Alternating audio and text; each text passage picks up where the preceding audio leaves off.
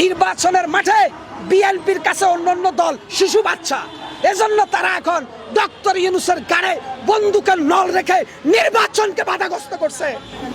সাবধান করে দিচ্ছি তোমাদেরকে, তোমাদের বিষ দাঁত ভেঙে ফেলা হবে। বিএনপি বলতেছ বিএনপি নাকি লোক নাই, এরা হাস্যকর বিষয়। তাই বিএনপির কোনো মানুষ নাই, আমরা হাসিনাকে খেদাইছি, ফয়জলে বিএনপিকে দেশ থেকে খেদাই দিব। আরে ভাই, হাসিনা ছিল ফেরাউন, যার কারণে কেউ হাসিনার সাথে কুলায় নাই। এখন কিন্তু লেভেল প্লেইং কন্ডিশন আছে দেশে, প্রশাসন এখন নিরপেক্ষ। বিএনপির সামনে 10 মিনিট রাজপথে টিকতে পারবে না।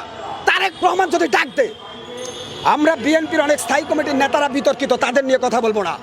তারেক জিয়া যদি সমগ্র বাংলার বিএনপির নেতৃবৃন্দকে রাজপথে ডাকে, ঢাকা শহরে 1 কোটি মানুষ নিয়ে সমাবেশ করার ক্ষমতা রাখে বিএনপি। তোমরা যারা ভুনা খিচুড়ি মার্কা দল আছো, তোমরা যারা বক্কর চক্কর ওই যে লক্কর চক্কর গাড়ির মতো ওই যে নষ্ট ইঞ্জিনের দল, তোমরা সর্বোচ্চ 10 জেলায় 1টা সিট পাইতে পারো, আর বিএনপি 10 জেলায় 9 সিট পাবে মিয়া। এরপরে বলতেছে আমি নাকি গলা শুকাইতেছি, বিএনপির দালালি করতেছি। আরে বিএনপির দালালি করতেছি না, বিএনপি একটি গণতান্ত্রিক দল।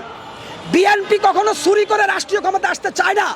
ডক্টর ইউনূস সাহেবের নেতৃত্বে যে পেয়ার নির্বাচন হবে, সেই পেয়ার নির্বাচনে বিএনপি প্রমাণ করবে বিএনপির প্রতিটা কর্মী বাংলাদেশের প্রতি ইঞ্চি জমির অনেক গভীর শিকড়ে অবস্থান করছে। তোমরা খড়কুড়ের মতো উড়ে যাবা। অতএব যারা আমাকে দালাল বলতেছো নির্বাচনের কথা বলার কারণে, তোমাদের ফেসবুকের প্রোফাইল পিকচার চিহ্নিত করে রেখেছি, সময় মতো তোমাদেরকে খুঁজে বের করা হবে। তোমরা দেশের বড় দুষ্কৃতকারী। আজকে যারা ফেসবুক ইউটিউবে একটা সত্য যুক্তি কথা বলার কারণে গালি দিচ্ছ, আমাকে অমানসিকভাবে তৎসার করতেছো কমেন্টের মাধ্যমে, তোমাদের প্রত্যেকের প্রোফাইল পিকচার আমি ডাউনলোড করে রেখেছি। যদি কোনোদিন বিএনপি ক্ষমতা আসে, তোমাদেরকে আইন অনুযায়ী সর্বোচ্চ ব্যবস্থা গ্রহণ করার জন্য আমি রাজপথে নামবো। আজকে বলতেছে আমি হকার, আমি টোকাই, আমি পাগল, সব ঠিক আছে বাবা।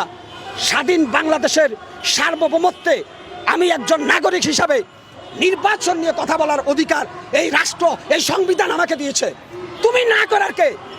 আর যখন আমি সত্যের বাণী উচ্চারণ করি, যখন গ্রহণযোগ্য কথা বলি, তখন এই 1 শ্রেণীর তেলবাজ আছে, সবাই বলতেছে যে রাষ্ট্রের কি অধপতন হয়েছে, হকারের কাছ থেকে জ্ঞান নিতে হয়। আরে বেটা, তুই কার কাছ থেকে জ্ঞান নিবি? আমি হকারের কাছ থেকে তোরা জ্ঞান নিতে বলি নাই। আমি যদি সত্য বলি, যুক্তি দিয়ে কথা বলি, আমি হকার হলেও আমি সম্মানিত। আর তুই যদি যুক্তির বাইরে কথা বলস, তুই যদি দালালি করস, তুই অক্সফোর্ড বিশ্ববিদ্যালয়ের ছাত্র হলেও তুই দালাল, চাটুকার, লম্পট বেটা। অতএব নির্বাচন নিয়ে তালবাহানা হবে না।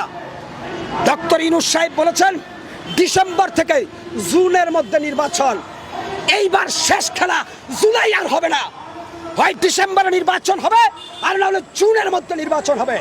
নির্বাচনের মাধ্যমে জনগণের সরকার প্রতিষ্ঠিত হওয়ার পরে রাষ্ট্র মেরামত হবে, আওয়ামী ফ্যাসিস্টদের বিচার হবে, এবং প্রত্যেকটা সেক্টরকে টেনে সাজানো হবে। হাসিনার রেখে যাওয়া আমলা, সচিব, প্রশাসন যারা আছে, হাসিনার রেখে যাওয়া বীজ, এদেরকে পর্যায়ক্রমে ছাঁটাই করা হবে। আমরা জিয়া আদর্শের চেতনা বুকে নিয়ে ইনশাআল্লাহ বাংলাদেশকে জনতার রাষ্ট্র হিসাবে প্রতিষ্ঠিত করে বিশ্ব দরবারে তুলে ধরবো তারেক রহমানের নেতৃত্বে। সেই আশা আকাঙ্ক্ষার লালিত স্বপ্ন বাস্তবে বুকে ধারণ করে আজকের এই প্রেস ক্লাবের সামনে থেকে বিদায় নিলাম। দেখা হবে আগামী দিনের নতুন কোনো ইস্যু নিয়ে। সে পর্যন্ত সবাই ভালো থাকবেন, সুস্থ থাকবেন, আমার জন্য দোয়া করবেন, সত্যের পক্ষে থাকবেন। আসসালামু আলাইকুম ওয়া রাহমাতুল্লাহি ওয়া বারাকাতুহু।